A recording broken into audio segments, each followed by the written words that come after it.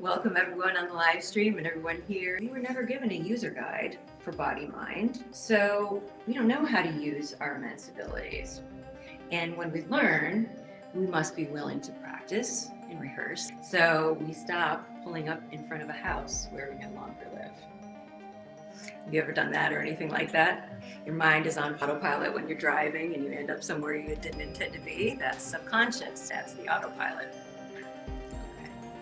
So, when's the last time you, or someone you know personally, experienced a full, non-invasive reverse of stage 4 cancer, aligned to manifest $50,000 out of nowhere, or released intense pain with no medication, no injection, no waiting time, no side effects?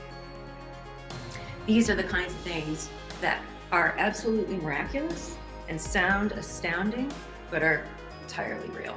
So that's where we're going to go today. We're going to integrate with some new tools and practices that you can take with you to begin priming the body and mind for that next stage of the journey, so that when we make that next choice to go through a new door and take a new route, then we have tools that reinforce and practices that reinforce going the new way. Tools, by the way, will boost immunity substantially. We'll talk about that before we leave. Reduce stress, and again, prime the body for that U 2.0 upgrade. I was quiet for a long time about energy work and biofield therapy.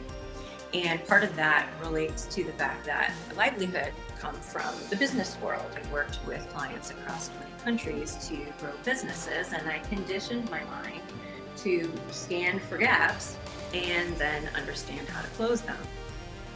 Where's the disconnect, and how can we get from where we are now to the next improvement and continue optimizing from there. But something happened with my brother when he was 16. He was a star football player, prime collegiate recruit, and had all lumps and bumps to show for it. And of course, he was prone to inhale any food-related items in his orbit. So it was strange when at Thanksgiving that year he ducked out of dinner. And it quickly became clear that this was much more than a flu. But of course, we were all shocked to hear doctors describe a grapefruit-sized tumor in his throat and cancer that had spread everywhere except bones and brain. Ultimately, the seed was planted with his experience that caused me to look for opportunities. Now, I was used to scanning for opportunities to close the gap. Now I started scanning for opportunities because of his experience and because of what that means for so many others on the cancer journey, for less invasive options.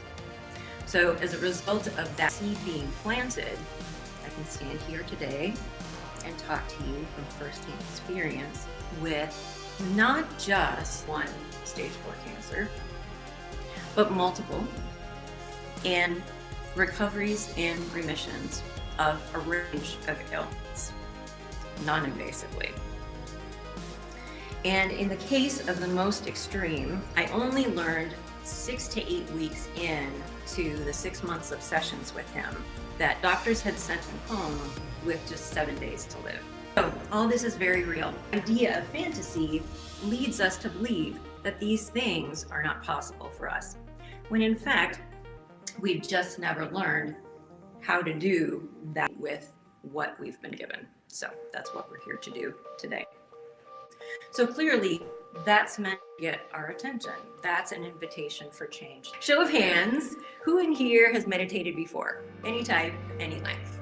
We're going to talk about who's not in the practice of doing that yet, how and why that's so important and what kind of difference it makes. So many of us who don't have a lot of experience or deep experience meditating, or maybe our meditation experiences haven't been what we would like yet, what we're wanting to do with the information that we gain today is turn it into understanding through experience as soon as possible, and then keep reinforcing that again to carve out that new route. Access is our target, and that's going to get us to the point where we can send and receive information, and that information may turn out to be telepathic information.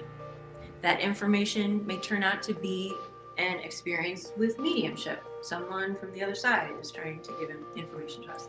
That information may end up being a biological upgrade. That could be a spontaneous remission. That information could be alignment with a manifestation, that $50,000. All these things are information. And if we are closed off, or if our signal is not clear, we can't receive that information. Who's heard this? I became free when I realized the cage is made of thoughts. When we're talking about conscious and subconscious, and we're talking about that autopilot, we're talking about beliefs. And what are beliefs? Beliefs are just a series of thoughts we keep thinking until they're fully installed. And that's just the way we see things, the way we do things, the lens that we look through. So if we want to release that cage of thoughts, reshape the way that we're perceiving and acting in the world, and most importantly, what we're feeling, because those elevated emotions, those are our fuel. So if we're wanting to reshape, we have to be willing to get into practice, shift those brainwaves, stay conscious, and keep going. From a simplistic standpoint, if we are simplifying and looking at the building blocks today and connecting the dots, when we think of intention as our directive and attention as the fuel, then intention and attention is our simplified formula to get us in the direction of change. So the idea here is that we stay consistent and persistent and relax into the process as we go. You guys ready to go into the demo and try a little bit of practice? A little more than 10 minutes. Boost your immunity. Just right there. Isn't that mindful? So that's an introduction to some of the practice pieces. We covered a lot quickly today, and my intention is that while some of that information is more fundamental, that we are enriching the understanding in tandem with this new experience to anchor it in and really open us up to new possibilities. That's why we talk about the reversal of stage 4 cancer non-invasively. That's why we talk about the alignment with the $50,000 manifestation. And incidentally, both of those most extreme, the first two examples, were within 8 weeks. Huge, huge results within 8 weeks. Now, the full recovery of the cancer was 6 months, but within 8 weeks, he turned a deathbed into being released from hospice. For the $50,000 manifestation, she did the 6-week online course and 2 one-on-one sessions, and boom, there was her $50,000. So everything starts with that first conscious choice, choosing the new door, choosing to go a different way than we've gone every other time before. And then we reinforce that with the practices and the tools. The idea of today and the Wizard reference and U 2.0, looking at the tradition of alchemy that's transforming base metals into gold. And if we want to give you your Midas touch, so you can do that for any version of gold that you envision in your life, that transformation needs to have practical, practice-oriented aspects to it. So we just break it down into building blocks and make it simple and more digestible. Practice makes progress, and progress leaves proof. So, you feel it? Yeah. Some of you guys went super deep for that meditation, and I loved it. So, I mean, the whole room was in. There was no question about it, but there were a few of you that were just, you went somewhere else, and I like it. So you can always tell when there's been practice that seeds the foundation and takes us forward.